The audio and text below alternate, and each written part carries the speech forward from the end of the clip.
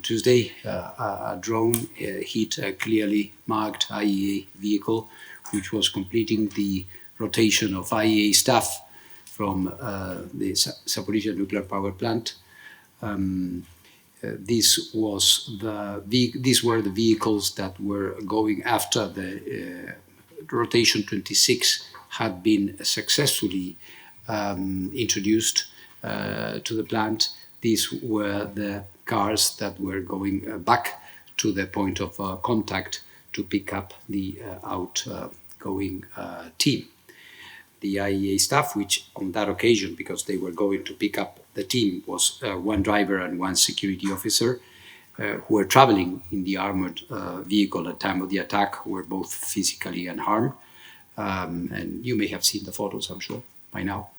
The rear of the vehicle, however, was completely destroyed. The drone that was used to attack the IAEA convoy was a so-called loitering munition, which is designed to explode on impact. As a result, there is no discernible debris.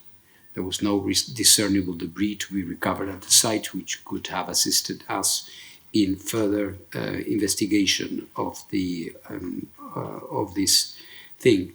If attacking a nuclear power plant is a no-go, of course, you can imagine what we think about attacking those who are caring for the safety and the security of a facility in these circumstances. This was a direct attack. I'm not pointing fingers, because this agency is a core of international auditors, and before doing that, one has to have irrevocable and definite elements to say so. But whoever did this knew exactly what was being done. That convoy had 3 Ukrainian vehicles, then the vehicles of the IAEA, and it was our vehicle which was hit.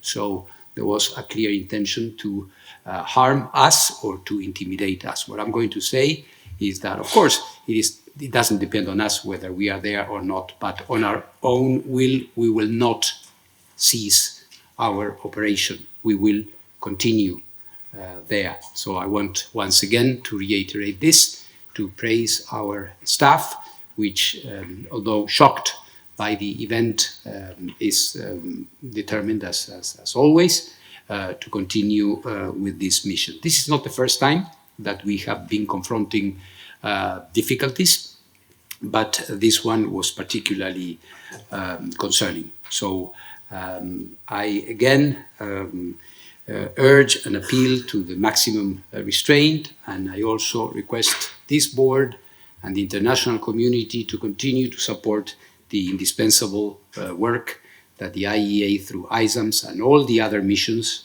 which I want to emphasize today with you, are carrying out to protect nuclear safety, security, and not to aggravate the already serious and tragic consequences of this war. Thank you very much.